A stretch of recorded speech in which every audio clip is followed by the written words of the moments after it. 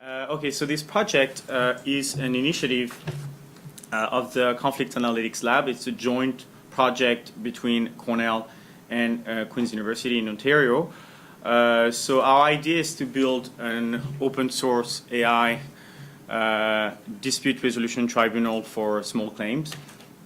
So the idea is to come up with open source analytics. So the idea mainly because as we speak, most of that technology is not very much open to the average users or to the average people. So the second idea is we're talking first about predictive analytics, what our colleagues earlier mentioned as described in French as justice predictive. We're also trying to build what we call algorithmic negotiation and mediation, a process where we are trying to learn from past negotiation, past mediation, and our focus is employment disputes, and especially the assessment of damages for failure to provide reasonable notice. So in French, that would be calcul du préavis or calcul des indemnités de licenciement. I haven't done French labor law in a long time, so you'll correct me if I'm wrong. Okay, so the question is why do we want to combine analytics and ODR? So ODR is online dispute resolution. For those who are not familiar with ODR, there's nothing new there. It's something that has been fairly successful in the private sector, and it's gaining some traction now in the public sector, and especially in the US. A lot of small claim courts are using ODR, and it's functioning fairly well. It has been improving fairly significantly access to justice for users, for parties who wouldn't have the money to be represented by a lawyer anyway. So, and the second why we want to build ODR because we want to make alternative dispute resolution and justice more accessible, and also because thanks to ODR we'll be able to monitor how disputes are conducted and how they're resolved, and also monitor the asymmetry that could be taking place between employees and employee, a consumer and a company. So the second component, so our analytics component, so we want to come up with a data-driven litigation analytics system. So again, this is what has been discussed over the last years. I mean, the creation of predictive justice. So we want to be able to give that kind of technology accessible not only to the largest firm, but also to the average party who is willing to get some kind of legal advice. So our test case is employment disputes. I mean, the first reason is because I am an employment lawyer and the rest of my team are data scientists and mathematicians, so I guess they had to follow my my interest. And also actually employment law is a very interesting area of law because a lot of litigants are sometimes self-represented. They can be costly, they don't necessarily go to litigation, and there is a huge asymmetry of power between the employer and the employee. So it made sense for us to come up with predictive analytics technology to offer some kind of self-help or some kind of legal advice for these litigants who don't necessarily have the money to be represented by a lawyer. So we thought it made sense to come up with, to work on employment dispute. The second reason is in my opinion, employment litigation is a very fact-driven area, and sometimes the legal questions are not necessarily complicated, but the facts are so complicated that as a practitioner, and it is complicated for the lawyer to extract the relevant precedent or the relevant fact that are similar to the situation that you're presented with. So now what our research has shown is that predictive analytics is not necessarily, obviously not replacing the lawyer, but it helps the lawyers to extract the relevant information, and we think it's fairly useful for most of our, for the employment law community.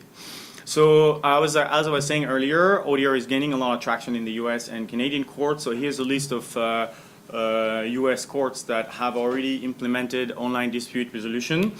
In Canada, it's been growing as well. So you may have heard, for Canadian colleagues, you may have heard of the CRT. So it is the British Columbia Small Claim Tribunal. Our colleagues from Cyberjustice at the University of Montreal created the Condominium Authority of Ontario.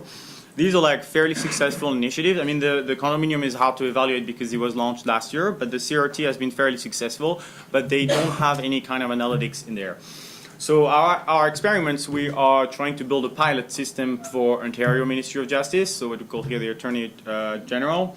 So the idea is to come up with a small claim resolution tribunal with an integrated machine learning system.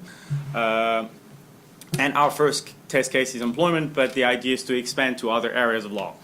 So just give you a brief, for those of you who are not familiar with ODR and how it works, I mean, I just want to give you a quick overview and also where is our innovation. So here's the first step is as an employee, you file a complaint. I mean, there is a couple of issues. You check a couple of boxes, and then at this stage, here's where our open legal analytics would come in.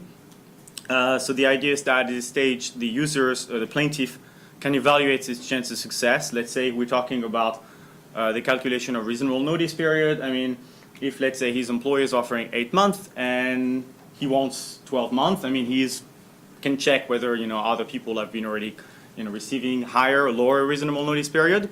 Instead of going to a lawyer, because we're talking about people, I mean, for whom even €50, $50 is a significant amount of money.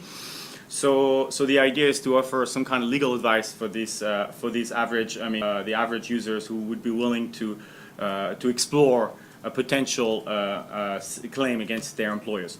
So what we've done so far is we chose a specific question, which is that calculation reasonable notice. In Canada, it's called the Brandeis factors. So there are 4 factors to calculate reasonable notice, talking about age, duration of employment, availability of other employment, experience, and qualifications. So we've been coding every decision in Canada.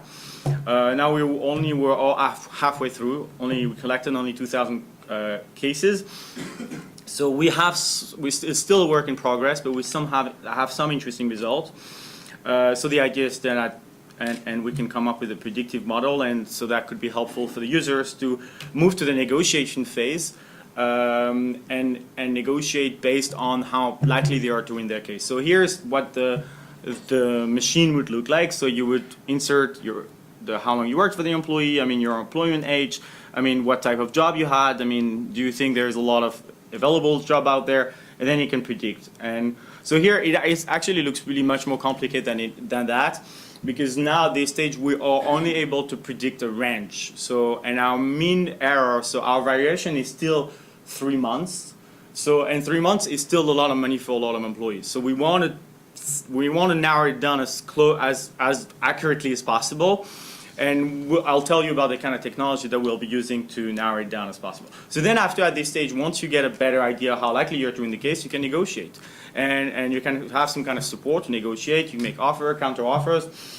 And so if both parties are happy, they can write a settlement. So there is also a mediation possibility. Again, here, this is a live mediator. We're talking about an online mediator. Someone can work on Skype. Usually we don't favor so much Skype and video conferences because we want to track everything on the platform.